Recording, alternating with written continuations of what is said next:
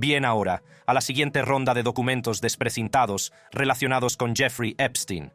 El gobierno de los Estados Unidos ha hecho un descubrimiento aterrador que parece cuestionar todo lo que sabemos sobre Jeffrey Epstein.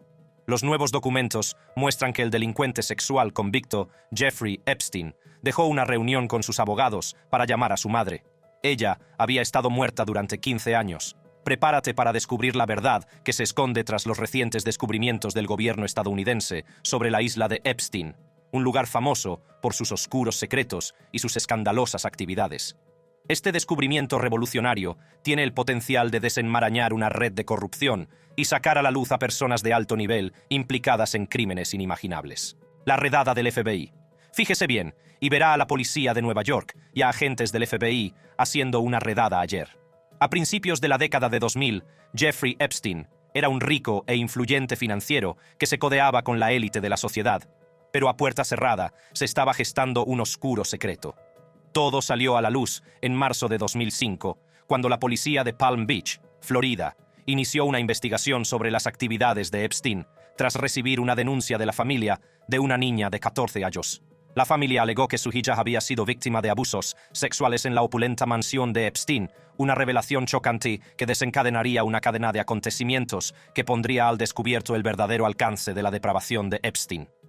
A medida que se desarrollaba la investigación, más y más niñas menores de edad salieron a la luz, compartiendo sus desgarradoras historias de explotación y abuso.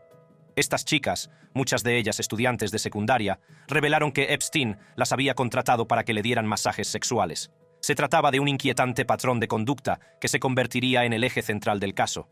La policía de Palm Beach se tomó en serio las acusaciones y empezó a reunir pruebas contra Epstein.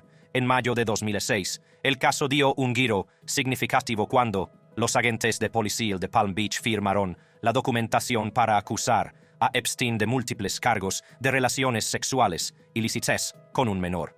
Sin embargo, el principal fiscal del condado, Barry Krischer, tomó la controvertida decisión de enviar el caso a un gran jurado. Esta medida suscitó las críticas de muchos, incluidos los dirigentes de la policía de Palm Beach, que acusaron a Krischer de dar a Epstein un trato especial. La decisión de implicar a un gran jurado significó que el caso se enfrentaría a retrasos y escrutinios adicionales, dejando a las víctimas y a sus familias frustradas y ansiosas de justicia. En julio de 2006, el mundo de Epstein se vino abajo cuando fue detenido, después de que un gran jurado lo acusara de un único cargo de prostitución. El cargo, relativamente menor, atrajo inmediatamente la atención y suscitó dudas sobre si Epstein estaba recibiendo un trato preferente. Los críticos, incluidos los jefes de policía de Palm Beach, atacaron públicamente a Krischer por lo que consideraban un enfoque indulgente del caso de Epstein.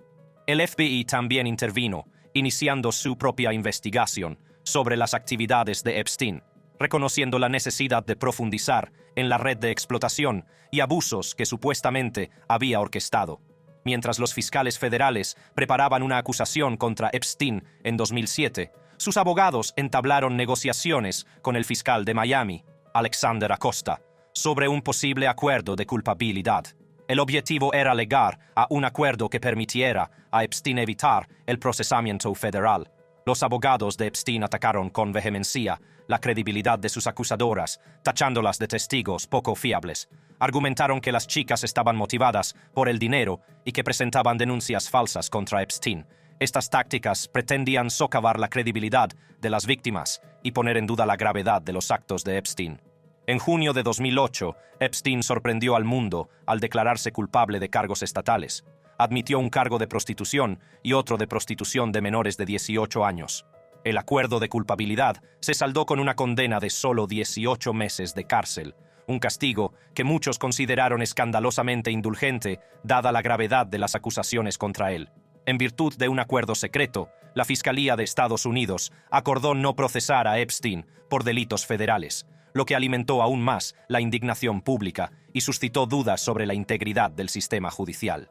Epstein cumplió la mayor parte de su condena en un programa de reinserción laboral que le permitía salir de la cárcel durante el día para ir a su oficina, y solo regresaba por la noche para dormir.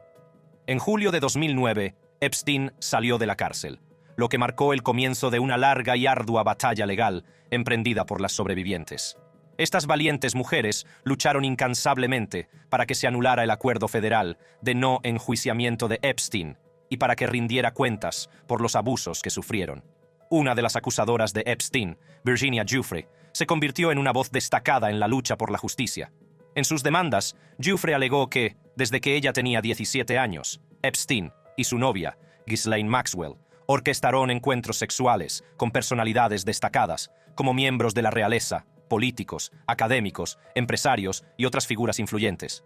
Entre los acusados se encontraba el príncipe Andrés de Gran Bretaña, que negó vehementemente las acusaciones. El caso adquirió trascendencia internacional, arrojando luz sobre los oscuros entresijos del poder y los privilegios. En noviembre de 2018, el Miami Herald publicó una serie de historias que revisaron el manejo del caso de Epstein, centrándose en parte en el papel de Alexander Acosta, que se había convertido en secretario de Trabajo del presidente Donald Trump. La cobertura renovó el interés público en el caso y reavivó la indignación por la indulgencia percibida hacia Epstein. Las revelaciones del reportaje del Miami Herald sentaron las bases para un giro dramático de los acontecimientos. El 6 de julio de 2019, Epstein fue arrestada una vez más, esta vez por cargos federales de tráfico sexual. Los fiscales federales de Nueva York concluyeron que no estaban obligados por los términos del acuerdo de no enjuiciamiento anterior. La detención conmocionó a la opinión pública, sacando a la luz todo el alcance de los presuntos delitos de Epstein y reavivando la demanda de justicia. Pocos días después, Alexander Acosta dimitió como secretario de Trabajo en medio de crecientes críticas por su papel en la investigación inicial. Trágicamente, en el verano de 2019, Epstein fue recluido en el Metropolitan Correctional Center, MCC, de Nueva York, a la espera de juicio por cargos de tráfico sexual. Las condiciones de su reclusión fueron estrechamente vigiladas, dada la naturaleza de alto perfil del caso y los riesgos potenciales involucrados. Sin embargo, en la mañana del 10 de agosto de 2019, Jeffrey Epstein fue encontrado muerto en su celda.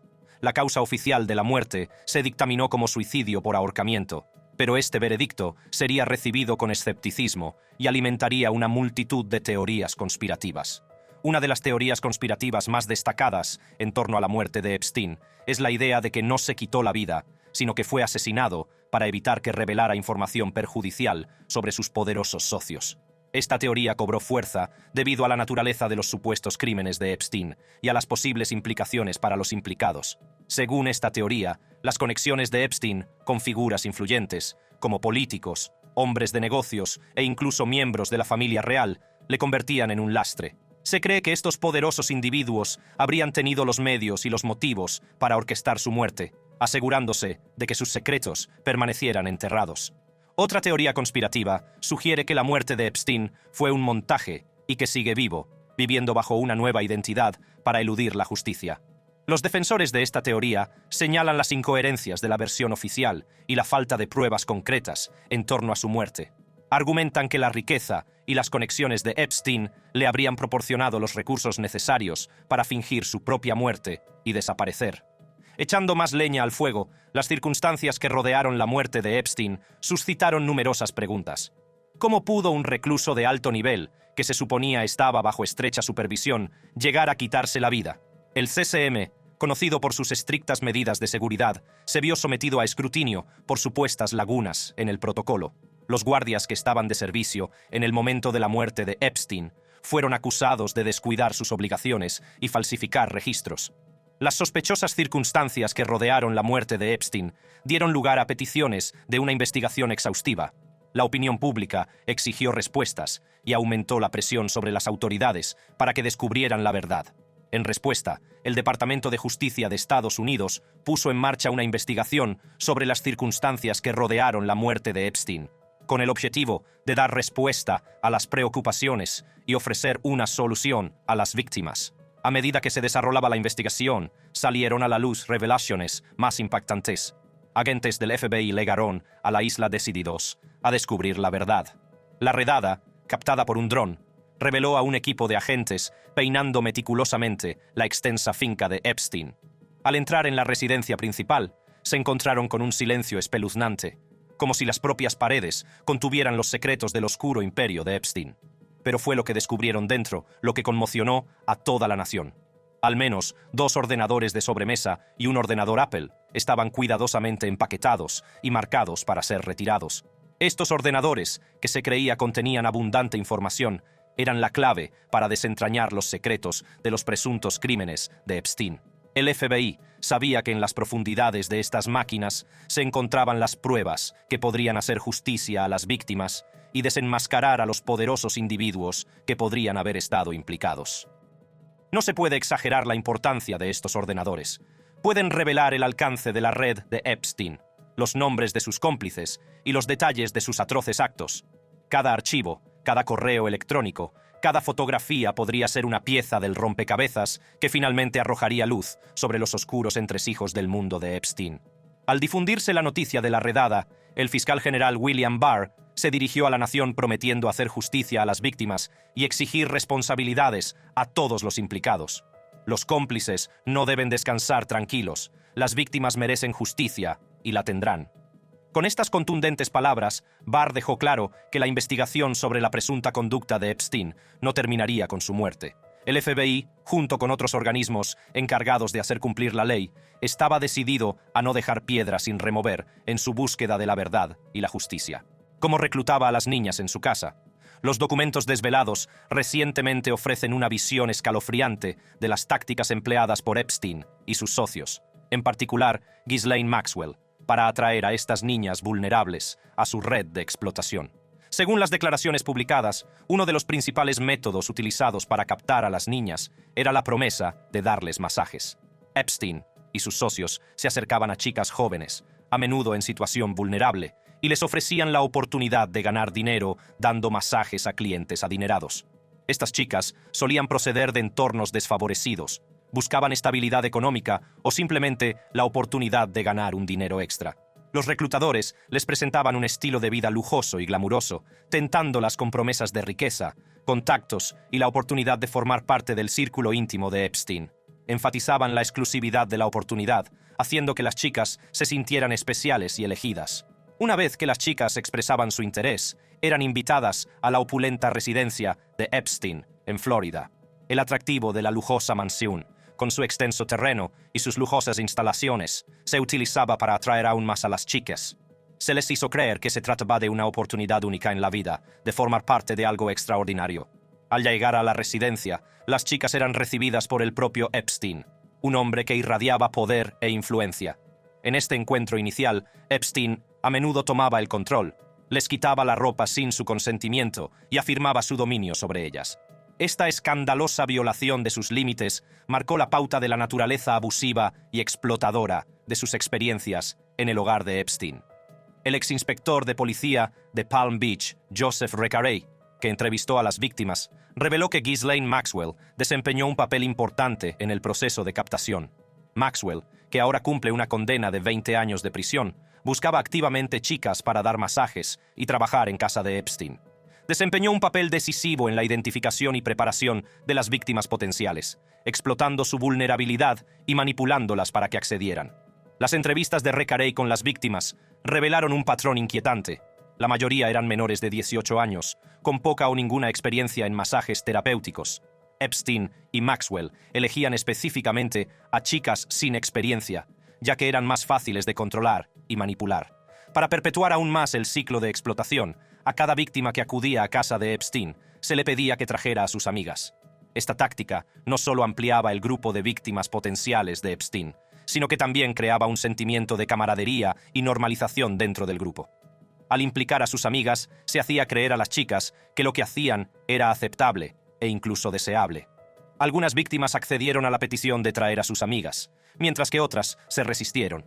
Las que accedían probablemente se sentían obligadas o temían las represalias si se negaban. Epstein y sus socios utilizaban esta táctica para mantener el control sobre las víctimas y asegurarse de que seguían participando en las actividades de explotación que tenían lugar en su casa. Las víctimas, muchas de las cuales eran menores de edad en ese momento, compartieron sus traumáticas experiencias durante sus declaraciones.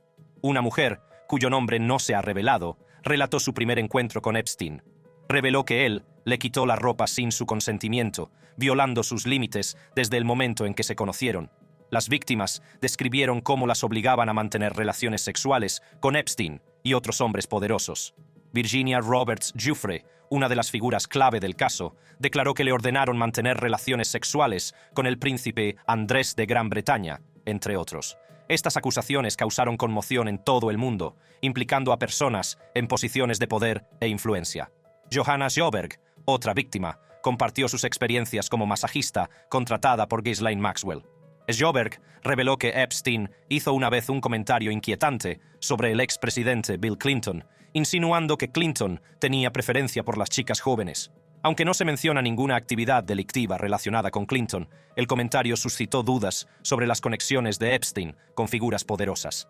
Es importante señalar que estas declaraciones no incluyen acusaciones de delitos por parte de todas las personas mencionadas. Sin embargo, arrojan luz sobre el inquietante entorno en el que se explotaba a estas jóvenes y el alcance de la red de Epstein. Los documentos desclasificados también revelan hasta qué punto Epstein y Maxwell llegaron para silenciar a sus víctimas. En un correo electrónico, Epstein dio instrucciones a Maxwell para que ofreciera una recompensa a quien pudiera ayudar a desmentir las acusaciones de Virginia Roberts Giuffre. Este intento desesperado de desacreditar a las víctimas y mantener su fachada de inocencia pone de relieve hasta dónde llegarían Epstein y Maxwell para protegerse. Una figura clave en el desmantelamiento de la trama de explotación de Jeffrey Epstein es Tony Figueroa, antiguo chofer de Epstein y alguien que conocía de primera mano sus actividades. En su declaración de 2016, Figueroa proporcionó detalles escalofriantes sobre su participación en el reclutamiento de chicas jóvenes para Epstein. Figueroa reveló que Epstein le pagaba $200 por cada chica que llevaba a la mansión. A menudo conseguía la ayuda de sus amigos del colegio, presentándoles a Epstein y dejándolas en sus garras. Es realmente inquietante pensar que Figueroa, que en su día fue compañero de estas chicas, desempeñara un papel en su victimización. Durante su declaración, Figueroa también mencionó su relación con Virginia Giuffre, una de las víctimas de Epstein. Admitió que salía con Giuffre y contó cómo la llevaba a ella y a otras chicas a casa de Epstein, sabiendo perfectamente los horrores que les esperaban.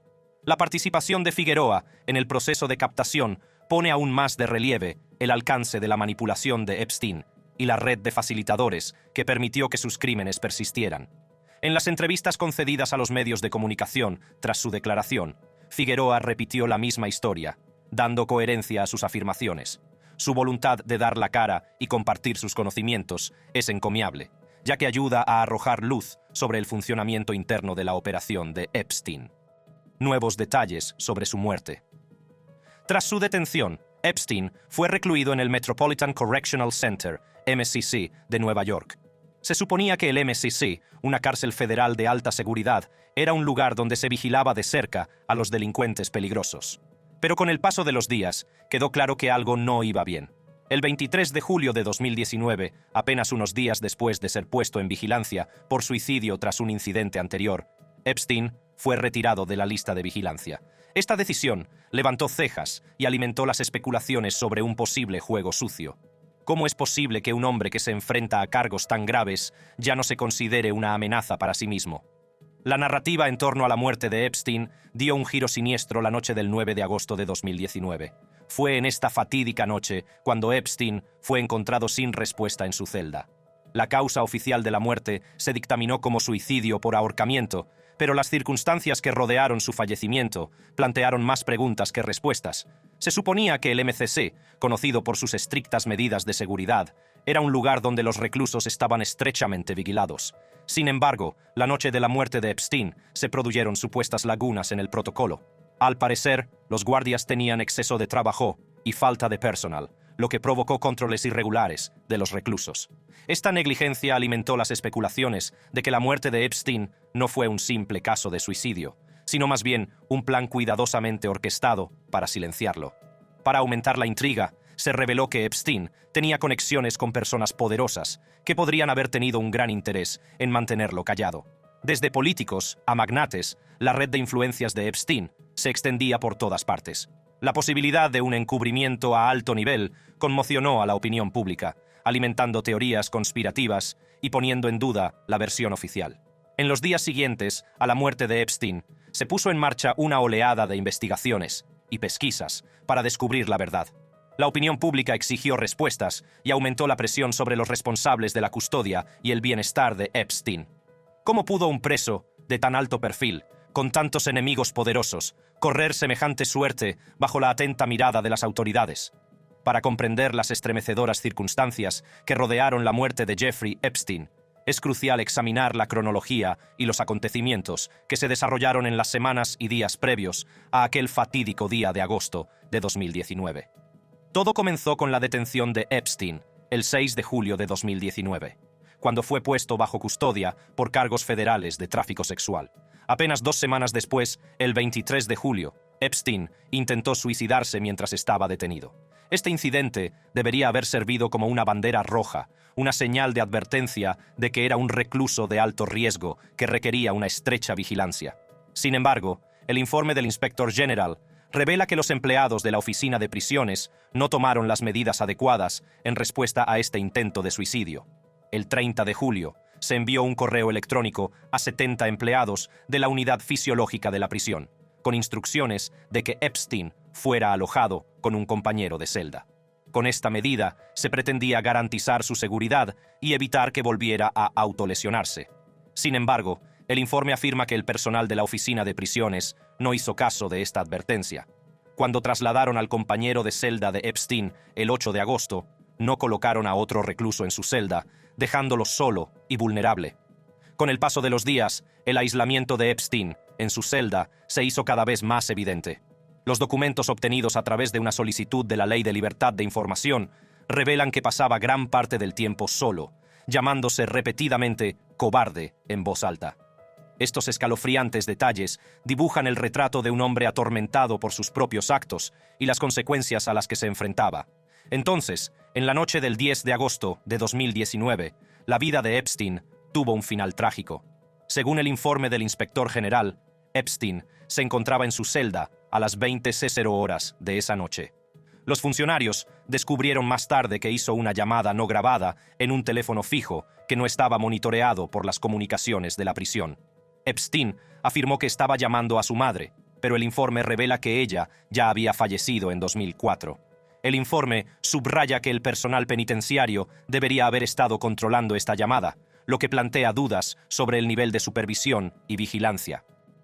Después de las 22:40 horas, Epstein no fue controlado ni vigilado hasta que los funcionarios lo descubrieron colgado de su celda. Este periodo de tiempo no contabilizado es muy preocupante y suscita dudas sobre la falta de protocolos y supervisión adecuados en la prisión. La causa oficial de la muerte de Epstein fue el suicidio por ahorcamiento.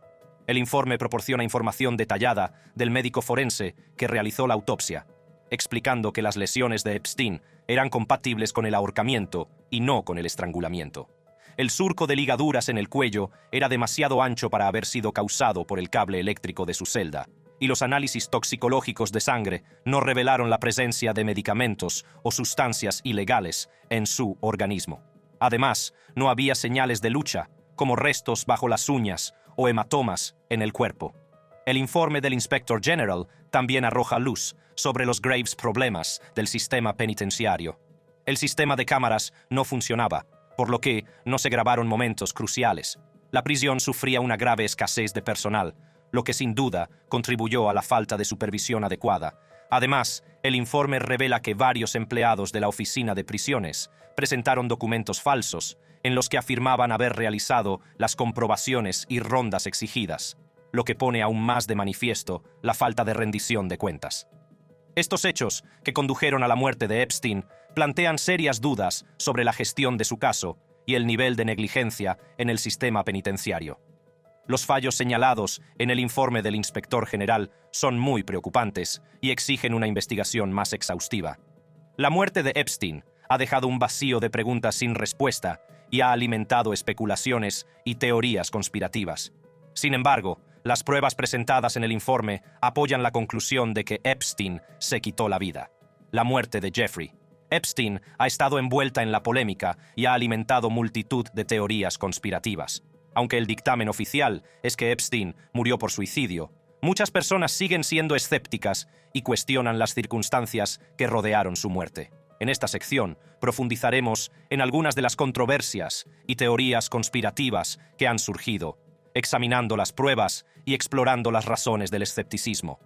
Uno de los principales puntos de controversia es la falta de supervisión adecuada y los fallos dentro del sistema penitenciario. El informe del inspector general reveló una grave falta de personal, problemas estructurales y un sistema de cámaras disfuncional. Estas deficiencias han llevado a algunos a creer que la muerte de Epstein no fue un suicidio, sino el resultado de un juego sucio. Argumentan que la falta de vigilancia y la llamada no supervisada que hizo Epstein la noche de su muerte levantan sospechas sobre el nivel de supervisión y la posibilidad de que hubiera alguien más implicado. Otro aspecto que ha alimentado las teorías conspirativas son las conexiones de Epstein con personas poderosas. Epstein era conocido por asociarse con políticos, empresarios e incluso miembros de la familia real británica. Su amplia red de conocidos influyentes ha llevado a algunos a especular con que su muerte fue orquestada para proteger a estas personas de alto nivel de ser implicadas en sus crímenes. La idea de un poderoso encubrimiento ha cautivado la imaginación del público y ha alimentado las especulaciones sobre quién podría haber tenido motivos para silenciar a Epstein. Las circunstancias que rodearon el descubrimiento del cadáver de Epstein también han levantado ampollas. Al parecer, cuando el agente Michael Thomas encontró a Epstein sin respuesta en su celda, exclamó: «Vamos a tener muchos problemas». Esta declaración ha sido interpretada por algunos como un indicio de que Thomas sabía más de lo que dijo. Se ha sugerido que Thomas podría haber participado en un encubrimiento o que tenía conocimiento previo del destino de Epstein. Estas teorías apuntan a la posibilidad de una conspiración mayor en la que estuviera implicado el personal de la prisión. La presencia de sábanas adicionales, otro colchón y un lazo en la habitación de Epstein tras su muerte también ha suscitado especulaciones. Algunos sostienen que estos objetos fueron colocados para que pareciera que Epstein tenía los medios para ahorcarse. Se preguntan cómo pudo Epstein obtener estos materiales sin el conocimiento del personal de la prisión, y sugieren que alguien pudo haber montado la escena para que pareciera un suicidio. Además, la falta de transparencia y la información contradictoria en torno a la muerte de Epstein han alimentado aún más las teorías conspirativas. El informe revela que varios empleados de la oficina de prisiones presentaron documentos falsos y faltaron a la franqueza cuando fueron interrogados por la oficina del Inspector General. Esto suscita dudas sobre la integridad de la investigación y aumenta el escepticismo en torno a la versión oficial. Es importante señalar que, aunque estas teorías de la conspiración existen, no están respaldadas por pruebas concretas. El informe del inspector general concluye que la muerte de Epstein fue efectivamente un suicidio, y los resultados del forense coinciden con esta conclusión.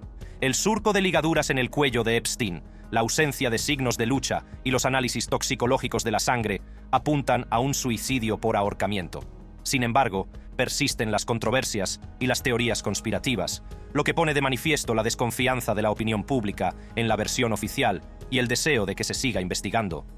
La muerte de Jeffrey Epstein ha dejado un vacío de preguntas sin respuesta y ha sacado a la luz los problemas profundamente arraigados en el sistema penitenciario.